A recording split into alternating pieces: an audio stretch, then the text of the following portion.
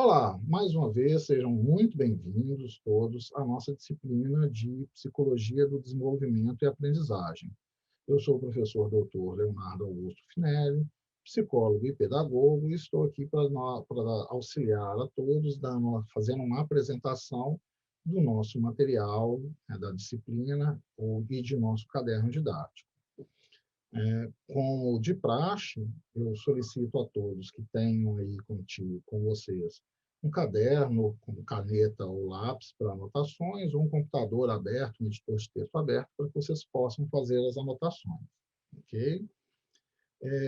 Esse formato atual está um pouquinho diferente do nosso formato regular, em função de nós estarmos na situação de pandemia. Então, nesse sentido, os espaços coletivos da instituição, onde eu ia ao estúdio para gravar as nossas aulas, estão interditados pelas atividades coletivas, e eu estou gravando de casa esse pequeno vídeo de abertura para a apresentação.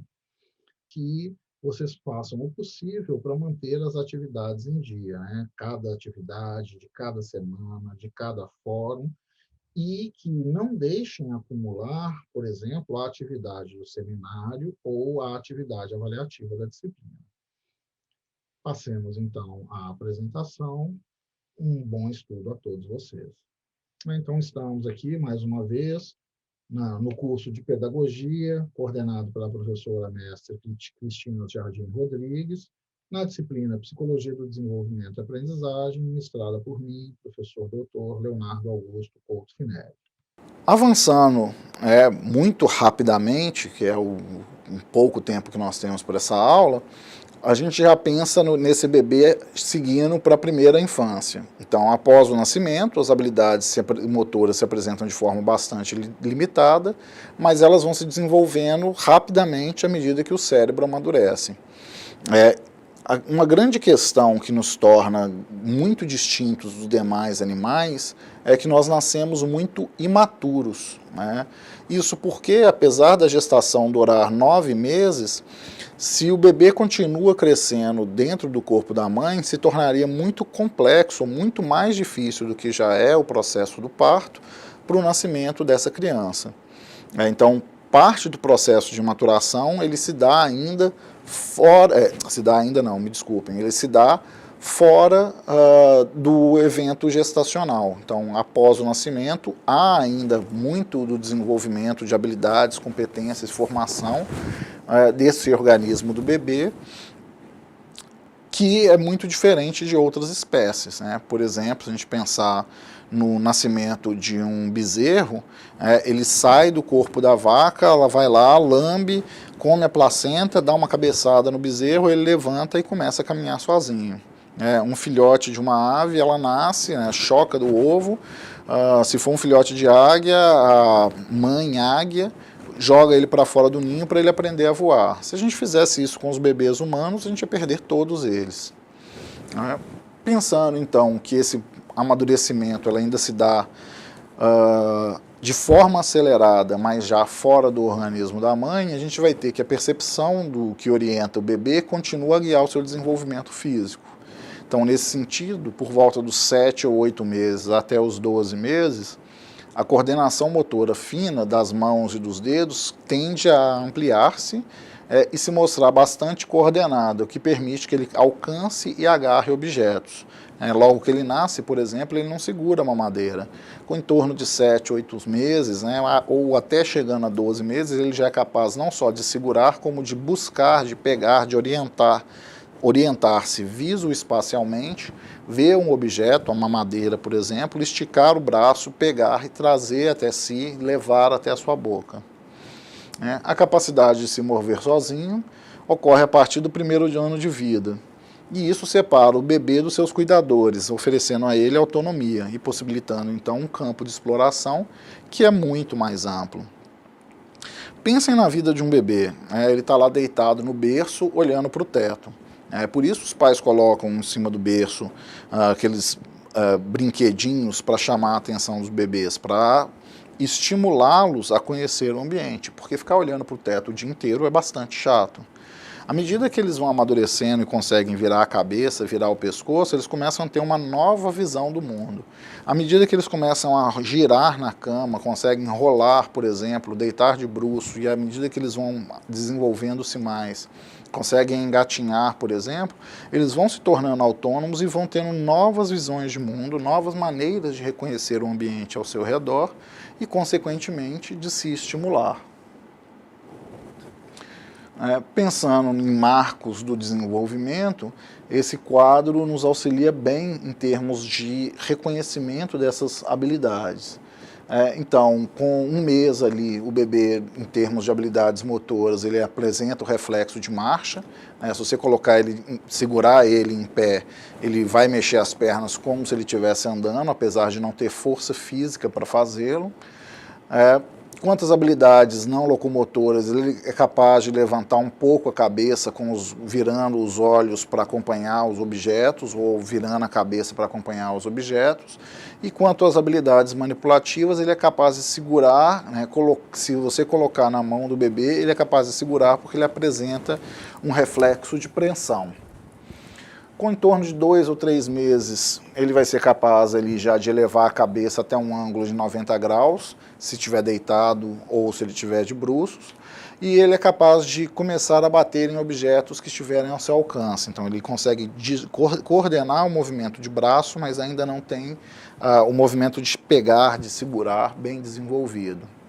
Com em torno de 4 a 6 meses, ele é capaz de se virar ou de se sentar com algum auxílio. Alguns já são capazes de colocar de 4 sobre as mãos os joelhos, já mimetizando um processo de engatinhar. Quando a cabeça, quanto aos processos não locomotores, ele mantém a cabeça ereta quando sentado, então ele já começa a desenvolver essa capacidade de manter o equilíbrio do corpo e já começa a alcançar os objetos com as mãos, de agora segurá-los de maneira consciente. Com 7 a 9 meses, ele já é capaz de sentar sem ajuda e de engatinhar. Do ponto de vista da habilidade manual, ele transfere o objeto de uma mão para outra. Então, se o objeto for leve ou for pequeno, ele é capaz de segurar com apenas uma mão. Anteriormente, ele fazia com as duas. Com em torno de 10 meses a 1 ano, ele já tenta ficar de pé, normalmente ele já se arrasta ou se engatinha, ele anda segurando nos móveis e, eventualmente, ele vai conseguir andar sem ajuda. Quanto a habilidades não motoras, ele vai começar a ser capaz de levantar, sentar-se sozinho, de agachar-se e de inclinar. E habilidades manipulativas, eles vão começam a aparecer os sinais de preferência de uma mão, se eles são destros ou canhotos. E aí ele vai conseguir, por exemplo, segurar uma colher com a mão, apesar de ainda não ter uma boa coordenação para levar o alimento do prato na colher até a boca. Ele erra muitas vezes e por isso o uso do babador, ou mais atualmente esses babadores com pegadores de comida para aparar a papinha.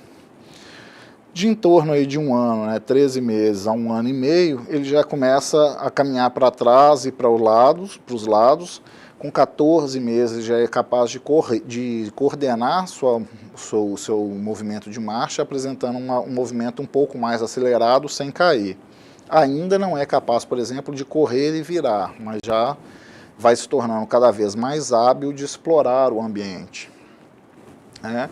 Quanto às habilidades não motoras, por exemplo, ele é capaz de acompanhar o movimento de uma bola rolada com os olhos, de fazer um segmento muito tranquilo, por exemplo, de um brinquedo, de um trenzinho que gira numa pista, de acompanhar visualmente, mexendo a cabeça e de reconhecer onde está o objeto. Quanto às habilidades manipulativas, ele é capaz de empilhar blocos, de colocar objetos em pequenos recipientes, de utilizar, por exemplo, brinquedos de encaixe, o que chamam muito a atenção dessas crianças. Uma outra aquisição importante é a aquisição voluntária do controle dos esfíncteres visceral e anal, vesical e anal. Os músculos responsáveis por reter e eliminar o xixi e o cocô. Coloque-se no lugar de uma criança. É muito incômodo a questão do uso da fralda e você não ter o controle e ficar com aquilo sujo. Mesmo que depois de um tempo, né, com em torno de um ano, essa criança já consiga falar e demandar a mudança, ainda é bastante limitador não ter esse tipo de controle. Ao passo que aí em torno de 1 ano e meio, 2 anos, ela já consegue ter esse controle voluntário, ela já consegue, aí, algumas delas já eliminar o uso da fralda, por exemplo, durante o dia. Em torno de 2 anos já tem aí um controle, inclusive, para eliminar o seu uso durante a noite. Isso porque ele é capaz de aprender, ele é capaz de lembrar e fazer o uso, então, das suas habilidades motoras e desse tipo de controle dos esfíncteres vesical e anal. Além disso, como eles aprendem e como eles têm a capacidade mnemônica que vai sendo desenvolvida, ele vai ser capaz de fazer o uso da linguagem. Então, eles começam a se relacionar com o mundo ao seu redor, apresentar suas vontades e exercer controle sobre esse mundo. Dessa maneira, possibilita-lhe, então, que a inteligência seja desenvolvida e que eles usem conhecimento a partir da compreensão de conceitos, relacionando-se com outros indivíduos, normalmente outras crianças ou adultos mais velhos, que vão oferecer a eles problemas cotidianos, né? Por exemplo, onde está o biscoito? Ou onde ficou escondido, onde ficou o meu bico? Ou onde está escondido o ursinho? E por aí vai. Todas essas questões que nos parecem, enquanto adultos, muito simples, para as crianças ainda são muito complexas. Pensando em como compreende-se essa cognição infantil, nós temos várias abordagens teóricas que tentam explicar esses processos cognitivos.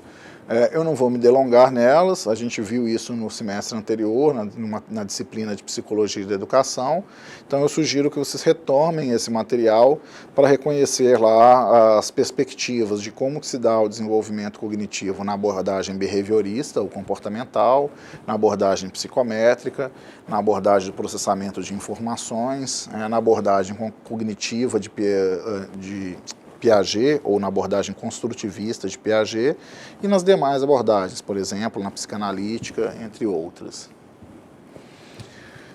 Avançando para o desenvolvimento social e da personalidade dessa criança ainda na primeira infância, a gente vai ver que ela é marcada, o desenvolvimento social é marcado pela manifestação inicial da personalidade. A gente não fala ainda de personalidade nessa faixa etária, na infância, mas de temperamento, e esse temperamento que vai ser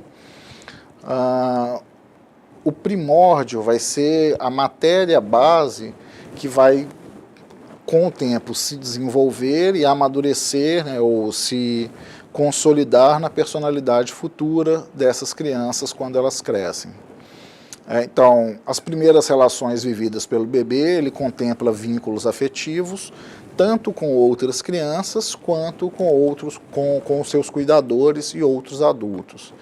Então, esses padrões de afeto, esses padrões de apego, que a gente chama, configuram muito as relações que vão se repetir ao longo da vida dessa criança. Então, se a criança desenvolve relação de apego saudável, segura com seus cuidadores, ela tende a reproduzir isso nas outras relações com outras crianças e com outros adultos. Se, por outro lado, esse adulto é negligente, ela desenvolve uma relação de apego inseguro que vai se reproduzir nas outras relações.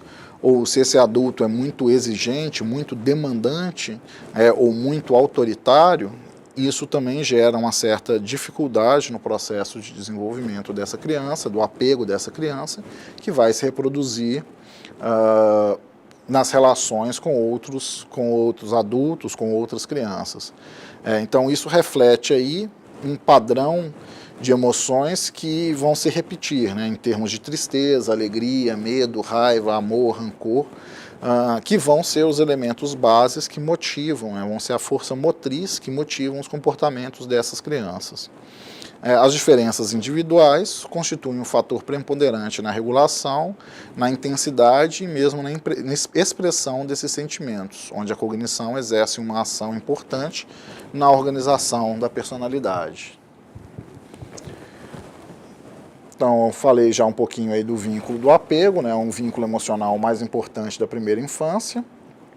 Sua função, então, é propiciar ou não essa segurança emocional, aceitação, proteção, que são os recursos necessários para a manutenção do bem-estar da criança. As crianças seguramente apegadas, elas parecem ser mais hábeis nos aspectos sociais, mais curiosas, mais persistentes ao abordarem tarefas novas e mais maduras, ou seja, elas lidam melhor com o mundo ao seu redor. Apesar dos padrões de desenvolvimento variarem, eles também mostram o esboço dessa personalidade, né, ou esse temperamento que vai influenciar, ou melhor, que sofre influência de características genéticas que eles herdaram dos seus pais. Bem recentemente, né, nas últimas décadas do século XX, os pesquisadores concordam que a personalidade adulta pode ser definida como um conjunto de variações de 5 dimensões principais, né, que eles vão nomear, então, dos 5 grandes fatores ou 5 traços de personalidades que são abaixo descritos. Então, o primeiro deles é nomeado como extroversão, que fala ali como que a pessoa se envolve ativamente com o mundo, né, ou como que ela evita as experiências sociais intensas. Um indivíduo com alto nível de extroversão, ele é ativo, assertivo, entusiástico, expansivo, comunicativo, ele se joga nas relações com outras pessoas. A agradabilidade, que diz de uma extensão em que a natureza interpessoal da pessoa é caracterizada por cordialidade e compaixão, ou o oposto disso. Então, sujeitos com altos níveis de agradabilidade são afetuosos, magnânimos, generosos, bondosos, simpáticos, etc. A conscienciosidade, que fala da força do controle dos impulsos e a capacidade de adiar gratificações em função de metas mais distantes. Sujeitos com altos níveis de conscienciosidade são eficientes, organizados, planejadores, confiáveis, responsáveis, meticulosos. São pessoas que conseguem exercer um grande controle cognitivo das emoções, dos afetos para se comportar. O neuroticismo, também nomeado de instabilidade emocional, que fala de como a pessoa experiencia o mundo como ameaçador ou perturbador. Então, sujeitos com altos níveis de neuroticismo ou alta instabilidade emocional tendem a ser mais ansiosos, né, sentem pena de si mesmos, são mais instáveis, tensos, preocupados. E o último fator é a abertura ou intelecto, que reflete a profundidade a complexidade e a qualidade da vida mental experiencial. Ela fala aí, um sujeito com altos níveis de abertura, ele tende a buscar por experiências novas, ele é aberto a novos tipos de vivências, etc. Então, quando a gente pensa num indivíduo que é mais ou menos extrovertido, mais ou menos dependente, mais ou menos confiável ou mais seguro, a gente está falando de reverberações dessas 5 facetas, né? A gente está reconhecendo, mesmo sem a aplicação de um teste, né, de maneira informal, as competências dos indivíduos quanto a cada uma dessas habilidades. Como eu disse, temperamento, né, ela é um primórdio da personalidade. Então, temperamento são diferenças individuais constitucionais na realidade e na autorregulação da emoção, dos aspectos e da atenção. Então, ele funciona como um substrato emocional do que virá a ser a personalidade futura. Ele é uma matriz da qual se desenvolve posteriormente a personalidade da criança e do adulto. Então, o temperamento ele é muito mais um padrão básico, ele tem muito mais influência biológica, né, da herdabilidade das características dos progenitores, do que influências sociais, ao passo que a junção, a combinação dessas tendências ou dessas predisposições biológicas, ao se associar com as possibilidades ambientais, vão criar esse substrato que vai amadurecer ou vai se desenvolver na personalidade futura. Então, em termos bem simplórios, as diferenças genéticas estão nos padrões e estilos das reações das pessoas e objetos. Cada indivíduo nasce com padrões característicos e geneticamente determinados de respostas ao ambiente e às outras pessoas. Essas diferenças operam por meio de variações nos processos fisiológicos que são fundamentais. As disposições temperamentais persistem da infância até a vida adulta, então essa base biológica ela é extremamente marcante. E as características temperamentais interagem com o ambiente da criança de modo a formar ou modificar os padrões temperamentais básicos, que aí é a combinação que vai avançar para a personalidade futura. Quando a gente pensa nesse desenvolvimento da personalidade a partir da perspectiva da aprendizagem, é muito comum a gente retomar a abordagem behaviorista ou a abordagem comportamental que lida aí com a concepção tradicional da aprendizagem. Então ela enfatiza o papel dos processos básicos de aprendizagem, tal como os padrões de reforçamento. Lembram lá dos condicionamentos operantes, o condicionamento clássico? Então, a partir da abordagem comportamental, a gente vai trabalhar com modelagem dos comportamentos individuais, incluindo aí os padrões de interação com outros indivíduos. Para pensar no desenvolvimento da personalidade a partir de um modelo psicanalítico, a gente vai ter as etapas do desenvolvimento ou da maturação psicossexual proposta por Freud. Então, ela contempla um entendimento da psicanálise em relação da personalidade como um elemento que é extremamente complexo e vale-se dos pressupostos teóricos da psicanálise para essa explicação. Então, na constituição psíquica, as contribuições de Freud são valiosas e ela acredita na interação entre as características inatas da criança com o ambiente.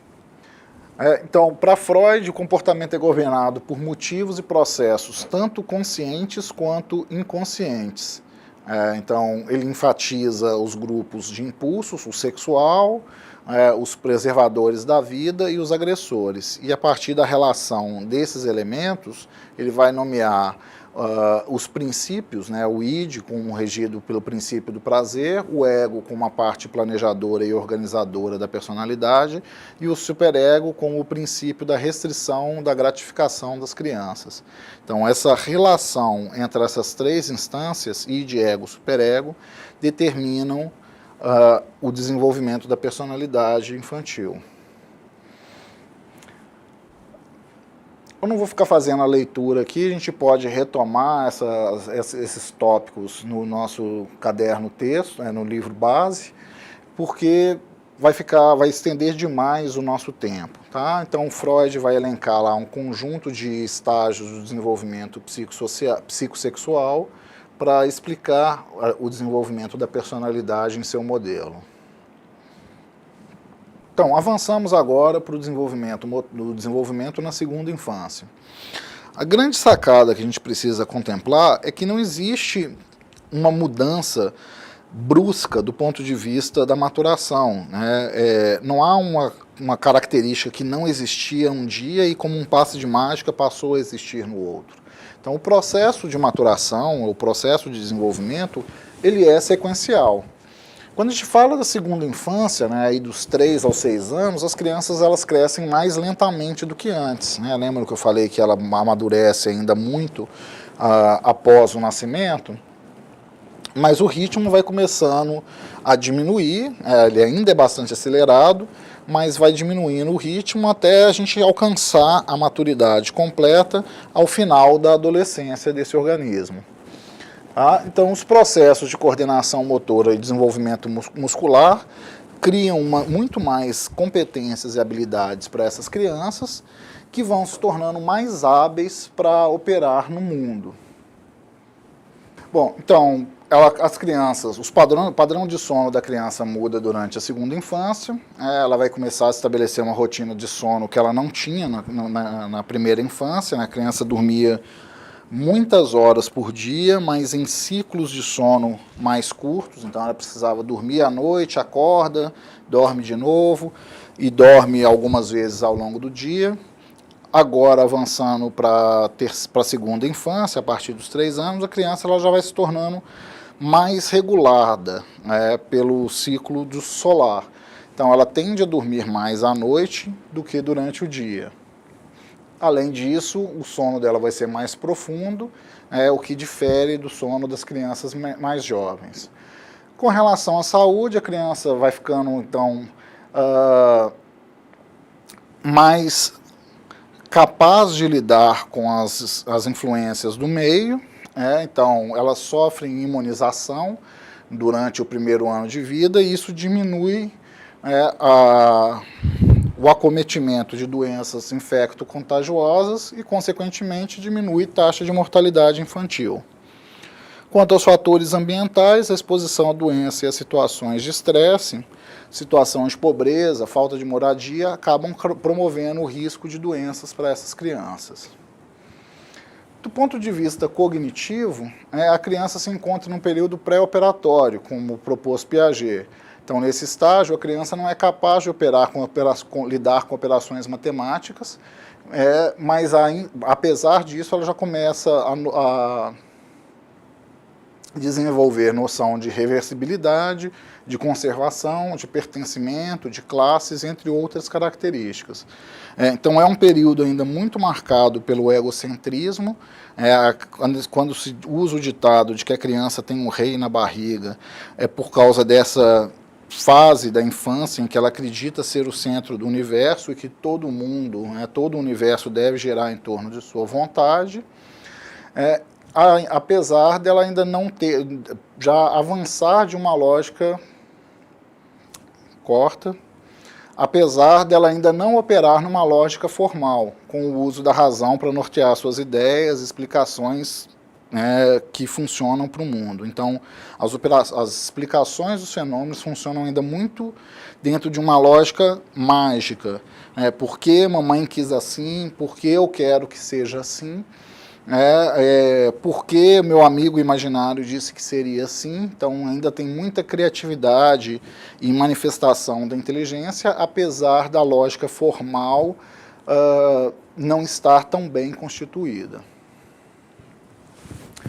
Quanto ao desenvolvimento social e da personalidade, a primeira infância a gente tem as principais concepções sobre o desenvolvimento da personalidade, e essas características tendem a se desenvolver em um contínuo durante a infância e a vida adulta.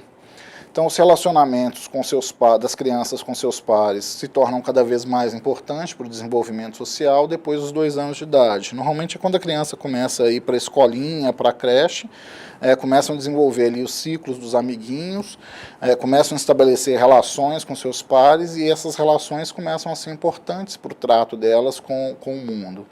Elas aprendem experiências com seus coleguinhas. Vale ressaltar que a valorização dos relacionamentos é recente pelos teóricos da psicologia. Isso porque, até século XIX, a criança era tida como um pequeno adulto. No século XX, a gente começa a entender que a criança tem características distintivas de um adulto, e só mais próximo do final do século XX que a gente começa a dar mais ênfase para essas características da maturação e da relação das crianças com seus pares e com o ambiente. Aos 3 ou 4 anos, a criança prefere brincar com seus companheiros, com seus colegas, do que brincar sozinha, e ela passa a adotar um brincar que é muito mais cooperativo e coordenado do que ela fazia na primeira infância. Nos anos pré-escolares, é comum ver também sinais de preferências por companheiros, por brincadeiras, por determinadas amizades, determinadas atividades, e são vínculos que começam a ser constituídos caso o ambiente social favoreça e vão se delongar por toda a vida da criança. Ou seja, se a criança não fica mudando de escola, se os pais não se mudam de residência ou não se mudam de localidade de modo geral, elas tendem a avançar essas amizades para o longo da vida. Começam a aparecer as crises de oposição ou de teimosia por volta dos 2 ou 3 anos, que é uma forma dela fortalecer a sua identidade recém-descoberta, de expressar para o mundo que ela tem vontades e que nem sempre elas são coincidentes com as dos pais. Elas afirmam, então, quem elas são, opondo-se aos demais, de modo a prevalecer sua vontade. Isso algumas vezes leva, por exemplo, à briga nas escolas, nas brincadeiras, em função do desejo de deter o poder, deter o controle, deter um objeto, deter um brinquedo que pode estar de posse de um outro coleguinha. Lembram-se que ela é bastante egocêntrica, ela quer para ela e de uma lógica imediatista naquele momento. Então ele vai lá e toma do seu coleguinha. Essa atitude de oposição e negativismo trará dificuldades de aceitação que pode fazer com que ela use estratégias para serem novamente aceitas, ou que essas estratégias vão desde o exibicionismo até a imitação dos demais. Então o professor chega e explica, não, você tem que pedir licença, você tem que devolver, agradecer, etc. Ela pode imitar esses comportamentos e entendê-los como favoráveis. Então, dando sequência ao capítulo 2 do nosso caderno didático, nós avançamos com o estudo do desenvolvimento, agora na terceira infância. Essa contempla, então, os aspectos do desenvolvimento que avançam dos 6 aos 12 anos de idade.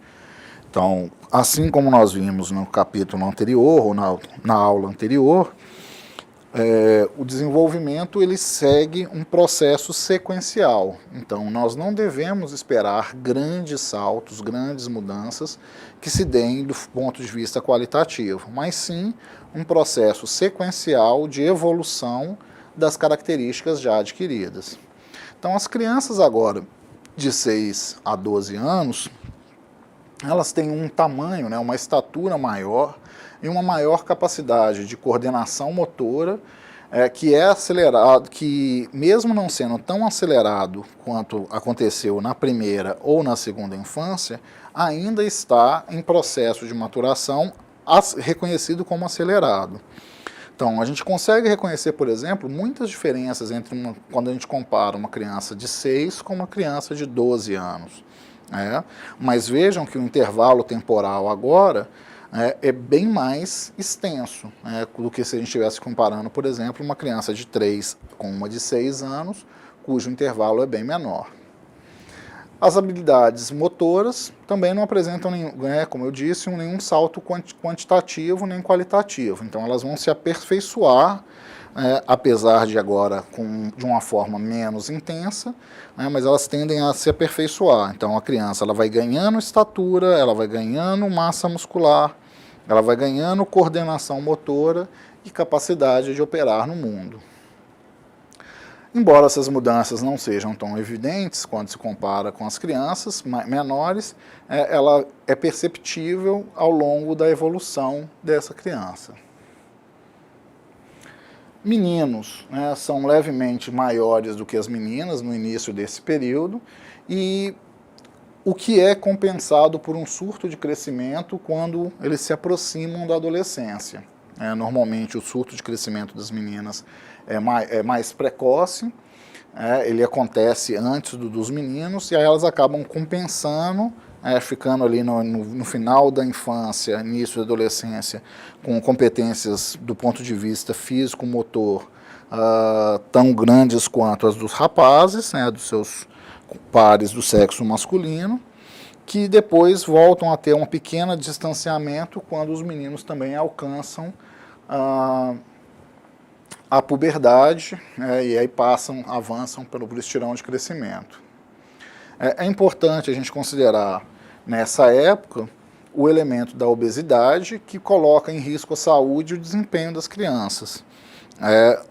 O que no passado era só um elemento incomum das crianças gordinhas, Hoje, com as mudanças da tecnologia, com as mudanças da sociedade, com as mudanças de acesso aos alimentos, com os riscos das crianças brincarem na rua, das crianças usarem os mais espaço e de se comportarem mais ativamente, faz com que elas se tornem mais adeptas do uso de recursos tecnológicos, ficando então mais dentro de casa, usando celular, computador, internet, televisão, e sendo menos ativas do ponto de vista físico-motor, em termos de exploração do ambiente, em termos de autoestimulação.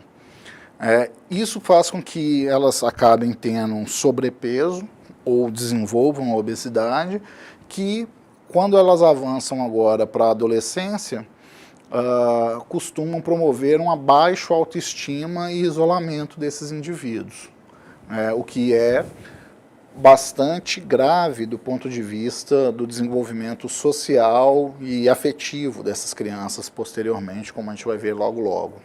Bom, então as causas da obesidade infantil se localizam nos aspectos genéticos, biológicos, e também nas influências ambientais e culturais, como eu expliquei mais cedo, das relações do avanço da tecnologia e da forma das crianças lidarem com a sociedade e com o ambiente. É importante a gente entender que o desenvolvimento físico e motor permite às crianças possibilidades maiores de atuação, com a participação em brincadeiras e jogos de regras. Como elas têm maior desenvolvimento cognitivo, elas são capazes de operar de uma maneira mais competente jogos e sistemas de regras. Então, jogos de tabuleiros com regras, práticas de esporte com sistemas de regras, estabelecimento do que é certo e o que é errado, mesmo que eventualmente elas criem novas regras para uma brincadeira ou modifiquem regras já existentes, em que, havendo um consenso com o grupo, elas são capazes de operar. Então, as diferenças nas habilidades motoras entre meninos e meninas vai se apresentar novamente em termos da adolescência, quando os meninos voltam a ser mais fortes, porque o estirão de crescimento deles mais tardio faz com que eles voltem a se desenvolver um pouco mais rapidamente do que as meninas. Do ponto de vista da análise da saúde, pensando numa análise geral, eles mantêm uma boa saúde. Eles passaram pela imunização da primeira infância e, nesse sentido, conseguem ter uma boa sustentabilidade, uma boa manutenção da sua saúde e qualidade de vida em termos de adoecimentos em função desses processos de imunização. Além disso, eles costumam ainda ser muito monitorados pelos pais, que recebem muitos cuidados, o que evita também o processo de adoecimento. Então, o mais importante nessa época é pensar em termos dos cuidados quanto aos hábitos alimentares dessas crianças e a prática de atividades físicas vigorosas, esportes das mais variadas formas, para que elas mantenham uma boa forma. Apesar das mudanças serem mais perceptíveis na adolescência, as grandes mudanças em termos do desenvolvimento físico começam em torno de 8 a 9 anos. Acontece nessa época um aumento da produção de hormônios gonadotróficos, o que vai desencadear, então, uma maior produção dos estrógenos, hormônio feminino, ou testosterona, hormônio masculino, nos seus respectivos grupos, cujos efeitos se apresentam no estirão de crescimento, que faz com que eles cresçam muito rapidamente em termos de estatura e em termos de aumento de gordura e massa muscular, primordialmente gordura nas meninas, massa muscular nos meninos, apesar de que existem os dois elementos, gordura e massa muscular, tanto em meninos quanto em meninas. Do ponto de vista cognitivo, a criança se encontra então agora num estágio operatório concreto, dentro do modelo piagetiano, dentro dos estágios de desenvolvimento cognitivo de Piaget. Então, ela tem agora uma maturidade intelectual maior, e com a ajuda da escolarização, ela é capaz de operar sobre os objetos e explorar suas possibilidades, utilizando agora de lógicas e combinações. Então, o que ela não fazia na segunda infância em termos de operações lógicas, agora ela começa a se tornar hábil a realizar, de aplicar conceitos de lógica, de raciocínio, para estabelecer relação entre os objetos.